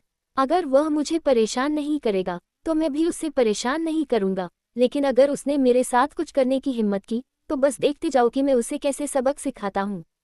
आरव यादव को अथर्व सिंह की रत्ती भर भी परवाह नहीं थी। उसकी अपनी खुशी के सामने अथर्व सिंह की कोई कीमत नहीं थी। इस समय उसकी सबसे बड़ी प्राथमिकता ये पता लगाना था कि अनिका पटेल के साथ डेट पर कैसे जाया जाए। दिल्ली सिटी जनरल हॉस्पिटल के बोन ऑन्कोलॉजी वार्ड में कैप्टन कबीर शेट्टी अस्पताल के बिस्तर पर सीधे बैठे थे। उनके बिस्तर के बगल में सिटी इकोनॉमिक्स इन्वेस्टिगेशन डिपार्टमेंट के कैप्टन आनंद चौधरी बैठे थे। आनंद चौधरी ने अपनी चाय की चुस्की ली और ऊलोंग चाय का आनंद लेते हुए पूछा, कैसा लग रहा है कबीर? अपनी इन्वेस्टिगेशन टीम का मोह छोड़ नहीं पा रहे हो? मैंने अपनी पूरी जिंदगी यही किया है, कैप्टन कबीर ने आह भरते हुए कहा। अगर मैं कहूं कि मैं सब कुछ इतनी आसानी से छोड़ सकता हूं, तो ये झूठ होगा। ठीक है, इतने भावुक मत हो। तुम्हें अब सब कुछ छोड़ देना चाहिए और युवाओं को संभालने देना चाहिए। कैप्टन लियाओ ने उन्हें दिलासा देने की कोशिश की, जिद मत करो। मैं तुमसे हमेशा से पूछना चाहता था, तुम्हें क्या लगता है कि तुम्हारा उत्तराधिकारी किसे होना चाहिए? अथर्व सिंह को या अनन्या अग्रवाल को, या शायद आर्यन देसाई को? ये सवाल सुनकर कबीर शेट्टी के चेहरे के भाव बहुत सख्त हो गए। उन्होंने अपना सिर झुकाया और काफी देर तक विचार करने के बाद गंभीरता से कहा, मेरा मानना है कि केवल एक ही व्यक्ति इसके योग्य है, और वह है आरव यादव। क्या तुम्हें यकीन है, शेट्टी? तुम मजाक नहीं करते? कैप्टन दुबे हैरान थे। मैंने आरव यादव के बारे में सुना है, और कल सम्मान समारोह में उससे मिला भी था। हालांकि उसने 2 अपराधियों को पकड़ा और उसे इनाम भी मिला, लेकिन मैंने सुना है कि उसका चरित्र अच्छा नहीं है। यहाँ तक कि सिटी ब्यूरो के लोग भी अब इस गैंगस्टर जासूस के बारे में बातें कर रहे हैं। तुम वाकई उसके बारे में इतना ऊंचा सोचते हो? दुबे, कैप्टन शेट्टी बहुत गंभीर दिखे, माना कि उस लड़के के आचरण में कुछ समस्या है, लेकिन उसमें वो जज्बा और दृढ़ता है जो किसी और में नहीं है। मुझे उसमें अपना पुराना स्वरूप दिखाई देता है। क्या तुम्हें याद है कि स्थानीय पुलिस स्टेशन में वे हमें क्या बुलाते थे? खूंखार जानवर। हाँ, तुम भी न पुराने ख्यालों वाले आदमी हो। कैप्टन दुबे हंसे। सही कहा, हम जैसे पुलिस वालों को अपराधियों को डराने के लिए जानवरों की तरह व्यवहार करना पड़ता था, हमें उनसे भी ज्यादा खूंखार होना पड़ता था। लेकिन अब समय बदल गया है। आजकल के अपराधी सिर्फ ताकतवर ही नहीं, दिमाग वाले भी होते हैं। अपराधी को पकड़ना अब सिर्फ साहस पर निर्भर नहीं करता। मुझे लगता है कि अनन्या अग्रवाल जैसी एजेंट ज्यादा भरोसेमंद होगी। अनन्या अग्रवाल और उन लोगों में काबिलियत तो है, लेकिन उनमें वह निडरता और संकल्प की कमी है। तुम खुद देख लेना। कैप्टन शेट्टी अपनी राय पर अडिग थे। आरव यादव हम दोनों को हैरान कर देगा। मैं इससे सहमत नहीं हूँ। कैप्टन दुबे मुस्कुराए। लेकिन तुम अथर्व सिंह के स्वभाव और पृष्ठभूमि को मुझसे बेहतर जानते हो। मुझे लगता है कि तुम्हारे डिस्चार्ज होने से पहले ही अथर्व उसे यहाँ से भागने पर मजबूर कर देगा। एक असली मर्द जानता है कि कब झुकना है और कब अपना सिर ऊंचा रखना है, कैप्टन शेट्टी ने गरिमा के साथ कहा। थोड़ा कष्ट सहना उसके बेहतर भविष्य में मदद ही करेगा। मुझे तो बस इस बात का डर है कि तुम्हारा चुना हुआ उत्तराधिकारी झुकने से ही इनकार कर दे। कैप्टन दुबे ने कहा, अगर उसने जल्दबाजी में कुछ अपमानजनक कर दिया तो उसे संभलने का मौका ही नहीं मिलेगा। ये सच है। कैप्टन शेट्टी ने सिर हिलाया और विचार करते हुए कहा, लेकिन दुबे, मैंने सुना है कि तुम जल्द ही डिप्टी स्टेशन चीफ बनने वाले हो। कृपया मेरे नीचे काम करने वाले इन लोगों का ख्याल रखना, खासकर आरव यादव का। अगर उसके गुमराह होने के कोई लक्षण दिखें तो उसे सही रास्ते पर लाना याद रखना। चिंता मत करो, कैप्टन दुबे मान गए। हालांकि तुम हमेशा अपने एजेंटों के सामने बहुत सख्त बनते हो, लेकिन मैं जानता हूं कि तुम उनकी कितनी फिक्र करते हो। जहां तक उस आरव यादव की बात है, मैं किसी चीज की गारंटी तो नहीं दे सकता, लेकिन अपनी पूरी कोशिश करूंगा। पर मैं वाकई देखना चाहता हूं कि भविष्य में वह मुझे किस तरह की सरप्राइज देता है। आछून आछून आछून। आरव यादव ने लगातार 3 बार छींका और सोचने लगा, क्या कोई मुझे याद कर रहा है या मुझे वाकई जुकाम हो गया है। इस विचार को झटकते हुए उसने अपना फोन ऊपर उठाया और उसका कैमरा एक ऐसे आदमी की ओर किया जिसका चेहरा बुरी तरह सूजा हुआ था। सीधे खड़े रहो, कैमरे की तरफ देखो, आंखें खोलो। उस आदमी की आंखें आरव यादव ने पीट पीट कर सुझा दी थीं। भला वह उन्हें कैसे खोल पाता। वह डर के मारे दीवार से सटा हुआ था और धीरे से गिड़गिड़ाया, बड़े भाई, हमसे गलती हो गई। हमसे वाकई गलती हो गई। कृपया हमें जाने दो। ये वही सुनहरे बालों वाला लड़का था जिसने पुलिस स्टेशन में आरव यादव से पैसे ऐंठने की कोशिश की थी। उसके पास उसके 4 साथी भी थे जिन्हें आरव यादव ने बेरहमी से जमीन पर पटक दिया था और वे दर्द से कराह रहे थे। वे हुडा चौक की गली के एक सुनसान कोने में थे और उस सुनहरे बालों वाले लड़के के सामने एक साइन बोर्ड था जिस पर लिखा था, परमानंद के लिए यहाँ रुके। साइन बोर्ड के नीचे जेली बीन्स का एक बैग चिपकाया गया था। Click click. फोटो लेने के बाद आरव यादव ने हाथ हिलाकर आदेश दिया, ठीक है, अगला। हाँ, इसे साइन बोर्ड दो। सुनहरे बालों वाले लड़के की हिम्मत नहीं हुई कि वह बात न माने और उसने जल्दी से साइन बोर्ड और जेली बीन्स अगले गुंडे को दे दिए। आरव यादव ने एक एक करके सबकी फोटो ली। ठीक है, काम पूरा हुआ। आरव यादव ने अपना फोन हिलाया और गुंडों से कहा, बस गिरफ्तारी वारंट का इंतजार करो, इसके पास होने के बाद मैं तुम्हें पुलिस स्टेशन में चाय पर बुलाऊंगा। बड़े भाई, उस सुनहरे बालों वाले ने आरव यादव की पैंट का निचला हिस्सा पकड़ लिया और रोते हुए कहा, मुझे सच में पता है कि मैं गलत हूँ। आपके पैसे 10,000 रुपये। देखिए, मैंने आपके लिए इतनी रकम जमा कर ली है। पास खड़े एक युवा गुंडे ने लंगड़ाते हुए आरव यादव को कागज का थैला थमाया। हाँ बड़े भाई, कृपया गिन लीजिए, पूरे 10,000 रुपये। हमने बाकी रकम भी जुटा ली है। मैं आपसे विनती करता हूँ, कृपया इसे ले लीजिए। धत तेरी की। आरव यादव ने उसे घूरकर देखा और उसे थप्पड़ मारने के लिए हाथ उठाया। वह लड़का बुरी तरह डर गया और पीछे हट गया। सभी गुंडे हताशा में देख रहे थे जब आरव यादव ने अपना बटुआ खोला और नोटों की एक और गड्डी निकाली। लो, ये 2,000 रुपये हैं। आरव यादव ने पैसे सुनहरे बालों वाले लड़के के सामने रख दिए। सुनो, पहले ये लो, अगर कम पड़े तो मैं और दे दूंगा। हे भगवान, दया करो। वह लड़का आरव यादव के सामने घुटनों के बल बैठ गया और गिड़गिड़ाने लगा, बड़े भाई, क्या आप मुझे मारना चाहते हैं? मैं सरेंडर करता हूँ, प्लीज मुझे और मत मारिए। अगर आपका हाथ नहीं दुखता तो मेरा चेहरा तो दुखता है। मेरी जान निकल जाएगी। मैं आपसे विनती करता हूँ, चुप रहो। आरव यादव चिल्लाया, चिंता मत करो, इस बार मैं तुम्हें थप्पड़ नहीं मार रहा हूँ। ये तुम्हारा कमीशन है। मुझे अब तुमसे कुछ काम करवाना है। अगर ये ठीक से हो गया तो मैं तुरंत फोटो डिलीट कर दूंगा और गारंटी देता हूँ कि तुम्हें दोबारा परेशान नहीं करूंगा। क्या ख्याल है? मैं उस लड़के ने हिम्मत जुटाई और ऊपर देखा। वाह वाकई, बड़े भाई, आप हमसे क्या करवाना चाहते हैं?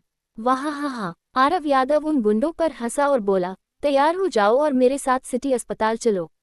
1 घंटे बाद आरव यादव फूलों का गुलदस्ता लिए अच्छे मूड में दिल्ली सिटी अस्पताल के ऑर्थोपेडिक वार्ड में पहुंचा। हुडा चौक के वो गुंडे काफी पीछे से उसका पीछा कर रहे थे और अपने नए चीफ से निर्देश लेने के लिए तैयार थे। आरव यादव सीधे नर्स स्टेशन गया ये देखने के लिए कि हेड नर्स अनिका पटेल वहां है या नहीं। अचानक उसने देखा कि डॉक्टरों, नर्सों और यहाँ तक कि मरीजों की एक भीड़ नर्स स्टेशन पर जमा होकर किसी बात पर चर्चा कर रही है। भीड़ में घुसने के बाद उसने देखा कि जमीन को ताजे फूलों से शानदार ढंग से सजाया गया था। वे सुर्ख लाल गुलाब थे जो बेहद खूबसूरत लग रहे थे। जिया जिया, ये 999 गुलाब तुम्हारे लिए हैं, उम्मीद है तुम्हें पसंद आएंगे। गुलाबों के सामने ब्रांडेड सूट पहने एक हैंडसम युवक अनिका पटेल को प्यार भरी नजरों से देख रहा था। गुलाबों के दूसरी तरफ अनिका पटेल अपनी नस की वर्दी में थी और हाथ में दवाओं की ट्रे लिए हुए थी। हालांकि अनिका पटेल के माथे पर चिंता की लकीरें थीं और वह काफी परेशान लग रही थी। कपिल पांडे, तुम ऐसा नहीं कर सकते। अनिका पटेल को शर्मिंदगी महसूस हुई। यह मरीजों का वार्ड है और तुम हमारे काम में बाधा डाल रहे हो। यहाँ कई मरीज हमारा इंतजार कर रहे हैं और हम एक दूसरे को इतना अच्छे से जानते भी नहीं हैं, है ना? मिस पटेल, कपिल पांडे नाम का वह व्यक्ति प्यार में पूरी तरह पागल था। वह महत्वपूर्ण नहीं है। जब से मैंने तुम्हें पहली बार देखा है, मैं तुम पर मोहित हो गया हूँ। तुम मेरे दिल की देवी हो। मेरा विश्वास करो, यह कोई जल्दबाजी में लिया गया फैसला नहीं है। मैं कसम खाता हूँ कि मैं अपना पूरा जीवन तुम्हारी देखभाल में बिता दूंगा। तो मिस अनिका पटेल, क्या तुम मेरी गर्लफ्रेंड बनोगी? लोग आपस में कानाफूसी करने लगे। नर्से अनिका पटेल को जलन भरी नजरों से देख रही थी। 999 गुलाब और एक अमीर लड़का उसके प्यार में पागल। उनकी नजरों में यह ऐसा था जैसे अनिका पटेल की लॉटरी लग गई हो। लेकिन अनिका पटेल के चेहरे पर भ्रम और थोड़ी घृणा के अलावा कुछ नहीं था। कपिल पांडे, ऐसे मत बनो। अनिका पटेल ने अब भी दवाओं की ट्रे पकड़ी हुई थी। मैं तुम्हें जानती तक नहीं और तुम मुझे नहीं जानते, और मेरे पिता माधव पांडे हैं, रीचा कॉर्पोरेशन के अध्यक्ष। मुझे यकीन है कि तुमने उनका नाम सुना होगा। कपिल पांडे के इस परिचय ने सबको चौंका दिया। रीचा कॉर्पोरेशन दिल्ली का एक अग्रणी संस्थान था। हर कोई उनके बारे में जानता था। वे पूरे देश में मशहूर थे। रीचा कॉर्पोरेशन के अध्यक्ष का बेटा रईस और बिगैल बच्चों के बीच भी सबसे ऊंचा दर्जा रखता था। भीड़ की नज़रों में अनिका पटेल ने पिछले कई जन्मों के पुण्य खर्च किए होंगे जो ये लड़का उसे प्रपोज कर रहा था। मैं स्वभाव की बात कर रही हूँ, हमने पहले कभी बात तक नहीं की। अनिका पटेल ने अपने होंठ चबाए। उसे इस तरह के अचानक हस्तक्षेप का सामना करने का कोई अनुभव नहीं था और वह समझ नहीं पा रही थी कि क्या करे। आरव यादव, जो किनारे से ये सब देख रहा था, समझ गया कि क्या चल रहा है। वह मन ही मन सोच रहा था, धत तेरे की, क्या इत्तेफाक है। भगवान का शुक्र है कि मैं आजा गया, वरना मेरी सपनों की रानी को ये बेवकूफ चुरा ले जाता। मेरी औरत को चुराने की हिम्मत। लेकिन ओह, आरव यादव को अचानक याद आया कि उसके पीछे गुंडों का एक गिरोह भी है। आरव यादव ने उस सुनहरे बालों वाले लड़के और उसके दोस्तों को इसलिए ढूंढा था ताकि वे अनिका पटेल को परेशान करने का नाटक करें और फिर आरव यादव हीरो बनकर आए और संकट में फंसी उस युवती को बचा ले। लेकिन पता नहीं कहां से यह कष्टदायक अमीर लड़का आ गया और अचानक आरव यादव की योजना बर्बाद हो गई। अब जब एक असली दुश्मन सामने आ गया था, तो क्या आरव यादव को अभी भी उन गुंडों की मदद की जरूरत थी? आरव यादव अचानक मुड़ा और सुनहरे बालों वाले लड़के की ओर सिर हिलाकर इशारा किया कि योजना बदल गई है और उन्हें अपनी जगह पर ही रहना चाहिए। लेकिन वह लड़का तो उस शैतान पुलिस अधिकारी द्वारा दिए गए मिशन को पूरा करने में लगा था। घबराहट में उसने सोचा कि आरव यादव ने उन्हें अपनी योजना के साथ आगे बढ़ने का इशारा किया है। सुनहरे बालों वाले लड़के की एक दहाड़ के साथ सभी गुंडे सीढ़ियों से बाहर निकल आए। आरव यादव सन रह गया, उसके माथे पर बल पड़ गए। वह इशारों में उस लड़के को रुकने के लिए कहता रहा, लेकिन वह लड़का अपने काम में इतना मग्न था कि उसने अपने बॉस की तरफ देखा तक नहीं और आगे बढ़ गया। चिल्लाहट सुनकर अनिका पटेल और भीड़ असमंजस में पड़ गई। सबकी चर्चा रुक गई, जिससे गुंडों का शोर और भी साफ सुनाई देने लगा। वहाँ वह लड़का सबसे पहले आगे बढ़ा। किसी की हिम्मत नहीं हुई उसे रोकने की और सब रास्ता देने के लिए किनारे हो गए। वह चिल्लाया, मुझे बताओ अनिका। नहीं, अनिका पटेल। कौन है अनिका पटेल? मुझे बताओ। नर्से और डॉक्टर एक दूसरे को देखने लगे। भीड़ और भी उलझन में थी, यहाँ तक कि बिगैल कपिल पांडे भी हक्का बक्का रह गया। वह मैं हूँ, अनिका पटेल ने धीमी आवाज में जवाब दिया। फिर उस लड़के की आंख की ओर इशारा किया और धीरे से पूछा, क्या तुम्हें इसके इलाज के लिए मदद चाहिए? आरव यादव के थप्पड़ों की वजह से उस लड़के की आंख अब भी सूजी हुई थी। उसे लोगों को देखने के लिए अपनी ठुड्डी ऊपर उठानी पड़ती थी और सूजी हुई पलकों के बीच से झांकना पड़ता था, जो काफी दयनीय लग रहा था। अनिका पटेल उससे पूछ रही थी कि क्या उसे अपनी आंख पर दवाई लगवानी है। हाँ, चुप रहो, उस लड़के ने रटा रटाया डायलॉग खुद से दोहराया, फिर अपनी जांघ थपथपाई और चिल्लाया, तुम उस दिन क्या तुम्हारा बैग खो गया था? और फिर एक ऊँट आया था, मेरा मतलब है कोई ऊँट पर सवार होकर आया और तुम्हारा बैग वापस ले गया। हाँ, अनिका पटेल ने थोड़ा भ्रमित होकर सिर हिलाया। क्या तुम्हें पता है तुम्हारे बैग की वजह से हमें कितना नुकसान हुआ? वह लड़का चिल्लाया, हम सब हुडा चौक में छोटी दुकानें लगाते थे और उस ऊँट ने हमारा सारा सामान तहस नहस कर दिया। ओह! अनिका पटेल की आंखें फैल गई और वह सदमे में बोली, क्या ऊँट ने तुम्हारी आंख पर लात मारी? तुमने पहले क्यों नहीं कहा, इधर आओ, आओ, मैं इस पर दवा लगाने में तुम्हारी मदद करती हूँ। हाँ, वह लड़का अनिका पटेल की इस अजीब प्रतिक्रिया की उम्मीद नहीं कर रहा था और थोड़ा सा हमसा गया। आरव यादव हताशा में अपना सिर पीट रहा था। पूरी स्थिति उसके लिए शर्मिंदगी भरी हो गई थी। नहीं, उस लड़के ने आखिरकार प्रतिक्रिया दी और चिल्लाया, हम यहाँ अपने नुकसान की भरपाई करवाने आए हैं। हमारा नुकसान तुम्हारे बैग की वजह से हुआ है, इसलिए तुम्हें भुगतान करना होगा। हाँ, बिल्कुल, हमें पैसे दो, गुंडों ने एक साथ अपने डायलॉग बोले, लेकिन उनकी आवाज़ थोड़ी दबी हुई थी। वे जानते थे कि वे सिर्फ नाटक कर रहे हैं और आरव यादव जल्द ही आकर उन्हें पीटना शुरू कर देगा। भुगतान? किस बात का भुगतान? अनिका पटेल और भी उलझन में थी। उसने अभी तक उस अमीर लड़के से पीछा नहीं छुड़ाया था और अब अचानक कुछ लोग उससे पैसे वसूलने की कोशिश कर रहे थे। आखिर चल क्या रहा था? मुझे लगा कोई बड़ी बात होगी। ये लो। अचानक अमीर लड़का कपिल पांडे बोल पड़ा। बिना किसी हिचकिचाहट के उसने अपना लेदर बैग निकाला और नोटों की कई गड्डियां बाहर निकाल लीं। 1 2 3 4 5 उसने गड्डियां गिनी। क्योंकि उसके हाथ में इतनी गड्डियां नहीं समा रही थीं, उसने सीधे उस गुंडे को थमाना शुरू कर दिया। 10। कपिल पांडे ने 10 गड्डियां निकाली और हंसते हुए कहा, 1 लाख रुपए, क्या ये काफी है? हे भगवान! वह सुनहरे बालों वाला लड़का हाथों में नोटों की गड्डियां थामे सदमे में खड़ा रह गया। उसी पल में उसका विश्व दृष्टिकोण, नैतिकता और जीवन के प्रति नजरिया पूरी तरह चकनाचूर हो गया।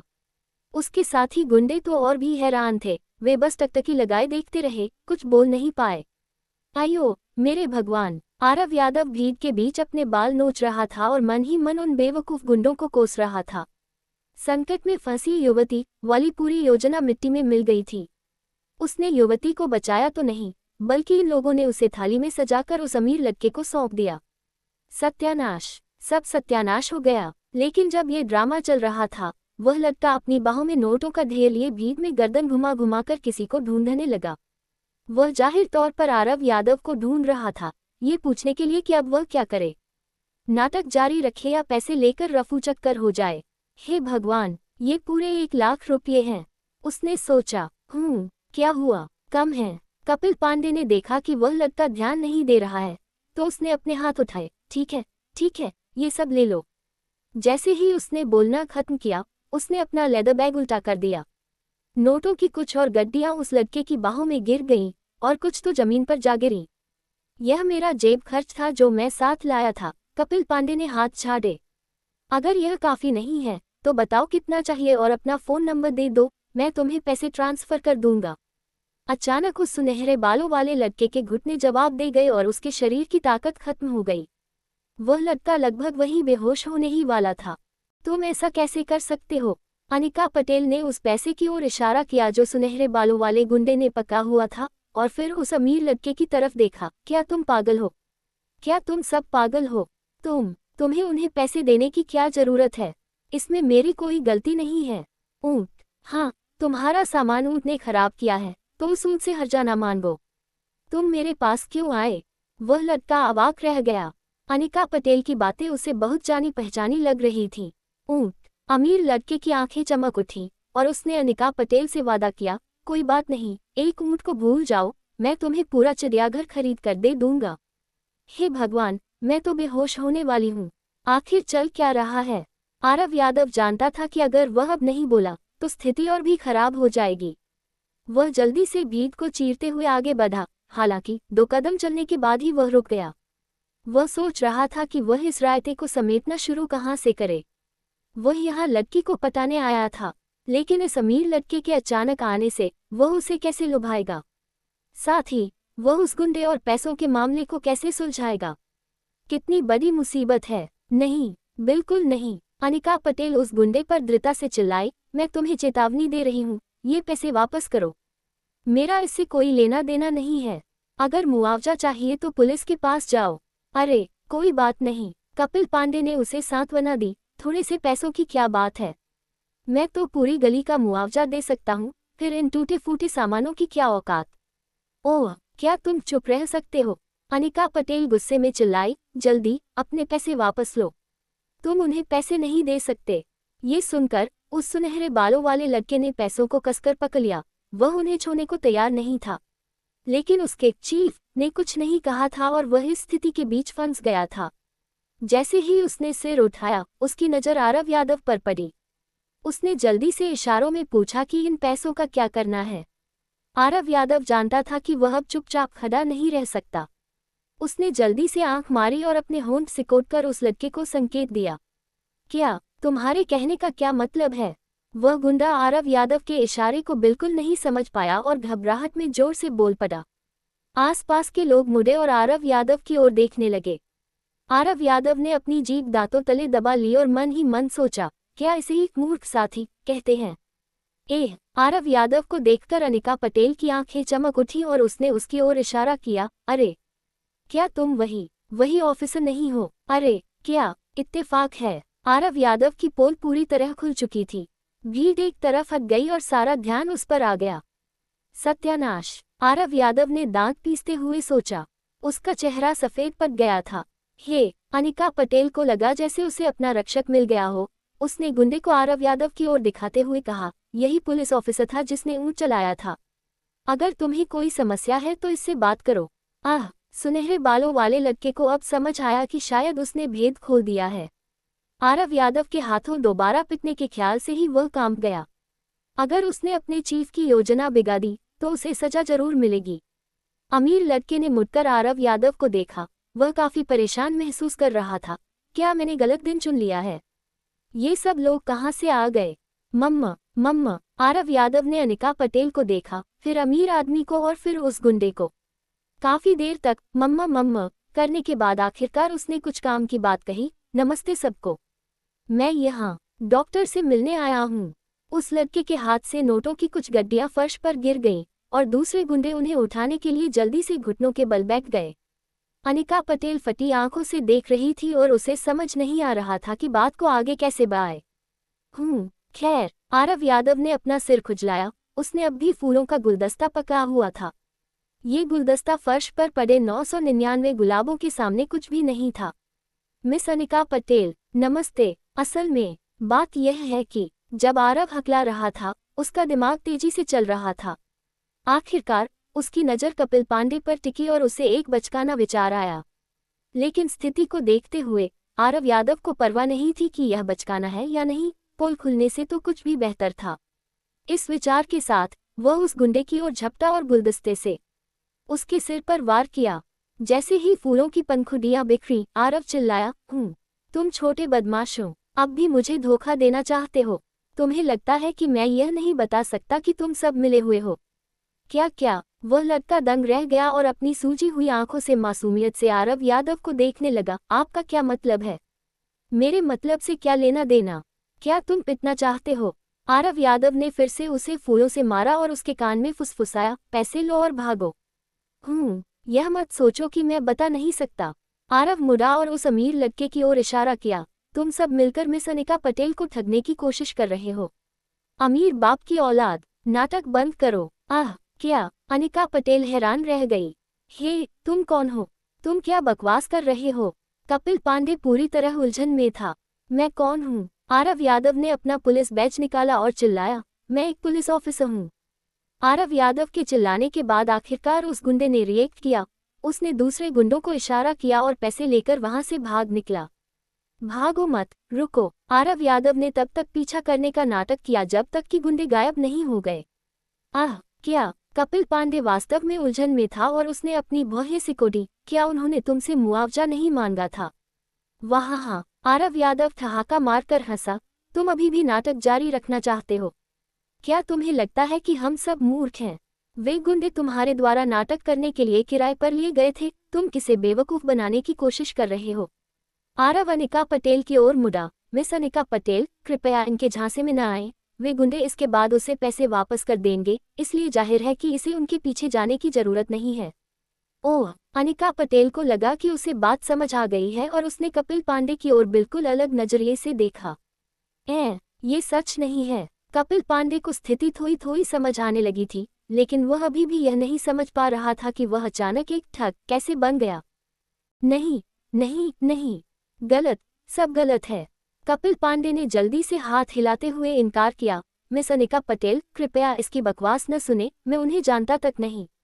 मेरे पिता रीचा कॉर्पोरेशन के माधव पांडे हैं और मैं कपिल पांडे हूँ। मैं ऐसी नीच हरकतें कैसे कर सकता हूँ? आरव यादव ने अपना पुलिस बैज लहराया और बहुत गंभीरता से बोला, मिस अनिका पटेल और बाकी सभी लोग, मैं एक पुलिस अधिकारी हूँ।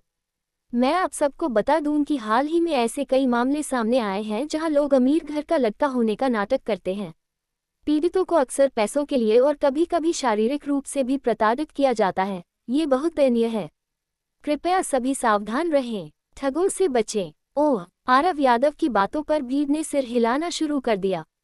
वे सभी कपिल पांडे को शक की निगाहों से, यहाँ तक कि थोड़ी शत्रुता के साथ देखने लगे। अरे ऑफिसर, कृपया ऐसी बकवास न करें। जब कपिल पांडे ने देखा कि वह केवल बातों से अपना नाम साफ नहीं कर पा रहा है, तो उसने हडब्डी में अपना आईडी कार्ड निकाला। देखिए, मैं झूठा नहीं हूँ, मैं कपिल पांडे हूँ। दिल्ली में बहुत से लोग मुझे जानते हैं। अगर आपको मुझ पर विश्वास नहीं है, तो मुझे ऑनलाइन सर्च कर लीजिए, आपको सब पता चल जाएगा। हालांकि कपिल पांडे का बचाव कमजोर था, लेकिन दिल्ली में उसके परिवार का नाम बहुत प्रसिद्ध था। जो नर्सें गपशप में दिलचस्पी रखती थीं, वे पहले से ही जानती थीं कि यह अमीर बिगल लड़का कौन है, और उन्हें उसकी पहचान पर कोई संदेह नहीं था, अनिका पटेल को भी नहीं। उसकी और कपिल पांडे की पहले एक छोटी सी मुलाकात हो चुकी थी। वह उसकी पृष्ठभूमि को अच्छी तरह जानती थी और जानती थी कि वह झूठ नहीं बोल रहा है। लेकिन आरव यादव अपनी दुष्ट योजना शुरू कर चुका था और वह इस अमीर लड़के को पूरी तरह से गिराना चाहता था। जैसे ही कपिल पांडे ने अपनी पूरी ताकत से अपना बचाव करने की कोशिश की, आरव यादव जानबूझकर उसकी ओर बढ़ा और अपनी कुछ चीजें जमीन पर गिरा दी। अरे, तुम्हारा कुछ गिर गया है। आरव की आवाज सुनकर बेखबर कपिल पांडे ने अपना सिर झुकाया और उसे उठा लिया। वह कार्डबोर्ड से बना एक साइन बोर्ड था जिस पर लिखा था, परमानंद के लिए यहाँ रुकें। कार्डबोर्ड पर कैंडी जैसा कुछ चिपका हुआ एक बैग भी था। सत्यानाश, कितनी हिम्मत! आरव यादव ने चौंकने का नाटक किया और दूसरे को दबोचने के लिए आगे बढ़ा। भीड़ पर चिल्लाते हुए बोला, एक पुलिस अधिकारी के सामने नशीला पदार्थ बेच रहे हो? क्या तुम्हें लगता है कि मैं बेवकूफ हूँ? तुम अभी भी कहते हो कि तुम ठग नहीं हो। आह आह, दर्द हो रहा है। कपिल पांडे दर्द से चिल्लाया और जो उसने पकड़ा था उसे छोड़ दिया, फिर अपना बचाव करने की कोशिश की। यह मेरा नहीं है, आपको गलतफहमी हुई है। आरव यादव को इस बात की कोई परवाह नहीं थी कि वह दोषी है या नहीं। उसने समय से पहले तैयार की गई हथकड़ी निकाली और कपिल पांडे को पहनाने ही वाला था कि तभी अनिका पटेल अचानक बोल पड़ी।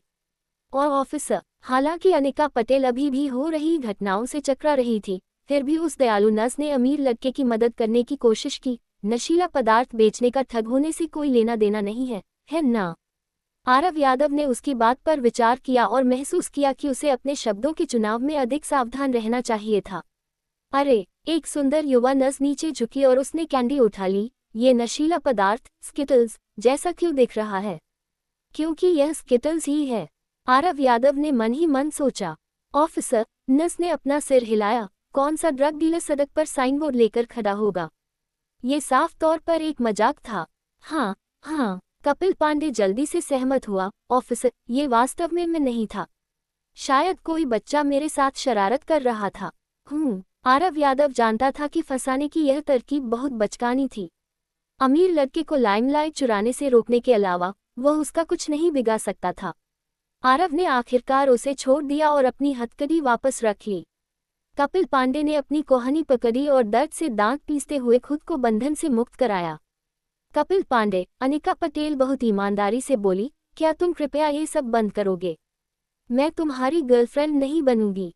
अपना समय बर्बाद मत करो, पैसा सब कुछ नहीं खरीद सकता। लेकिन मेरी बात सुनो, कपिल पांडे ने चेहरे पर लाली लिए सफाई दी। मैं वास्तव में उन लोगों को नहीं जानता था। उनका मुझसे कोई लेना देना नहीं है। मैं जानता हूँ कि आप लोग मुझे अमीर बिगल लड़का कहते हैं और कहते हैं कि मुझे पैसों से समस्याएं सुलझाना पसंद है, लेकिन आपको मुझ पर विश्वास करना होगा मिस अनिका पटेल, मैं वास्तव में आपसे प्यार करता हूँ और इसका पैसों से कोई लेना देना नहीं है। कपिल पांडे की आंखें प्यार से भरी हुई थीं। जैसे जैसे वह बोलता गया वह और उत्तेजित होता गया और ऐसा लग रहा था कि वह अनिका पटेल के सामने घुटने टेकने वाला है। मिस अनिका पटेल, मैं हमेशा से आपको बताना चाहता था कि मैं कैसा महसूस करता हूँ। कपिल पांडे बहुत ईमानदार था। मुझे आपसे पहली नज़र में प्यार नहीं हुआ। मैं आपसे बहुत समय पहले मिला था और तब से आपसे प्यार करने लगा हूँ। कई साल पहले नोएडा में मैं वहाँ गोल्फ खेलने गया था और मेरी कार अनाथालय के सामने खड़ी थी। उस समय मैंने तुम्हें वहाँ बच्चों को इंजेक्शन लगाते देखा था। तुम बहुत सुंदर और साफ सुथरी लग रही थी, लेकिन तुम्हें उन गंदे बच्चों से बिल्कुल घृणा नहीं थी। तुम फिर भी उनकी देखभाल कर रही थी, उन्हें इंजेक्शन लगा रही थी और साथ ही उन्हें दिलासा भी दे रही थी। तुम सफ़ेद कपड़ों में एक फरिश्ते की तरह लग रही थी। उसी पल मेरा दिल तुम्हारा हो गया। उसके बाद तुम जानती ही हो, हमने एक साथ एक रेस्टोरेंट में खाना खाया था। दरअसल मैंने इसकी योजना बनाई थी। उस पार्टी में कई लड़कियां मेरे साथ फ्लर्ट करने और बात करने की कोशिश कर रही थी, लेकिन तुम अलग थी। तुम ईमानदार थी और तुमने कुछ नहीं छुपाया, जिससे मैं बहुत हैरान हुआ। मैंने सुना है कि तुम बड़ों का सम्मान करती हो, दयालु हो और भौतिक सुख सुविधाओं की परवाह नहीं करती। ये भी कि तुम अक्सर जरूरतमंदों की मदद करती हो। मन और तन दोनों से इतनी सुंदर लड़की दुनिया में बहुत कम मिलती है। इसीलिए मैं यहाँ बिना बताया आ गया। कपिल पांडे ने अपना सीना थपथपाया। मिस अनिका पटेल, आप कहीं भी पूछ सकती हैं। मैं, कपिल पांडे, निश्चित रूप से कोई प्लेबॉय नहीं हूँ जो केवल पैसा खर्च करना जानता हो। मेरी अधिकांश ऊर्जा और ध्यान मेरे व्यवसाय पर है। रीचा कॉर्पोरेशन का आधा हिस्सा मैं ही चलाता हूँ। अगर तुम मेरी गर्लफ्रेंड बनने को तैयार हो तो मैं तुमसे वादा करता हूँ कि मैं तुम्हें पूरे दिल से प्यार करूँगा, तुम्हें पलकों पर बिठाकर रखूँगा। मैं तुम्हें सबसे विलासितापूर्ण और खुशहाल जीवन दूंगा। मिस अनिका पटेल, कृपया मुझे जवाब दें। बोलते बोलते कपिल पांडे वास्तव में घुटनों के बल बैठ गया। अनिका पटेल इससे हैरान रह गई और लगभग आरव यादव के ऊपर ही कूद पड़ी। नहीं नहीं नहीं, कृपया ऐसा मत करो। अनिका पटेल समझ नहीं पा रही थी कि क्या करे। कपिल पांडे, मैं तुम्हारे काम करने के तरीके को स्वीकार नहीं कर सकती। हम एक दूसरे के अनुकूल नहीं हैं। देखो, मैं सच बोलती हूँ, मेरा पहले से ही एक बॉयफ्रेंड है। क्या? आरव यादव और कपिल पांडे दोनों सन्न रह गए। खासकर आरव यादव की आंखें ऐसे बाहर निकल आईं जैसे किसी ने उसके सिर के पिछले हिस्से पर वार किया हो। असंभव, मैंने पहले ही पता किया था और मुझे नहीं पता चला कि मिस अनिका पटेल का कोई बॉयफ्रेंड है। कपिल पांडे ने ईमानदारी से कहा, लेकिन इससे कोई फर्क नहीं पड़ता। मुझे परवाह नहीं है। भले ही तुम शादीशुदा होती या तुम्हारे बच्चे होते, मुझे परवाह नहीं होती। मुझे केवल तुम्हारी परवाह है और सिर्फ तुम्हारी। सही सही। आरव यादव भी वही सोच रहा था, लेकिन गलती से उसके मुंह से निकल गया। शुक्र है कि मिस अनिका पटेल ने सुना नहीं। मुझे बताओ, कपिल पांडे आत्मविश्वास से बोला, तुम्हारा बॉयफ्रेंड कौन है? मैं उसके साथ बराबरी से मुकाबला करूंगा। मेरा बॉयफ्रेंड। अनिका पटेल को समझ नहीं आ रहा था कि क्या कहे और वह इधर उधर देखने लगी। तभी उसकी नज़र आरव यादव के चेहरे पर पड़ी। आरव यादव की आंखें चमक उठी और उसने मन ही मन सोचा, यही मेरा मौका है। क्या ये मिरेकल सिस्टम की कोई व्यवस्था है? आरव यादव बेशर्मी से अनिका पटेल के पास आ गया और फिर उतनी ही बेशर्मी से अमीर लड़के की ओर इशारा किया। नशीले पदार्थ के सौदागर, क्या तुम्हें दिख नहीं रहा? क्या तुम अभी भी मुझसे मुकाबला करना चाहते हो? क्या तुम पागल हो? ओह, तो वो तुम हो। कपिल पांडे के चेहरे पर 70% शत्रुता थी, लेकिन 30% डर भी था। तुम? अनिका पटेल भी आरव यादव के दावे से हैरान थी, लेकिन अमीर लड़के की लगातार परेशानी से बचने के लिए उसने सिर हिलाकर नाटक में साथ देने के लिए सहमति दे दी।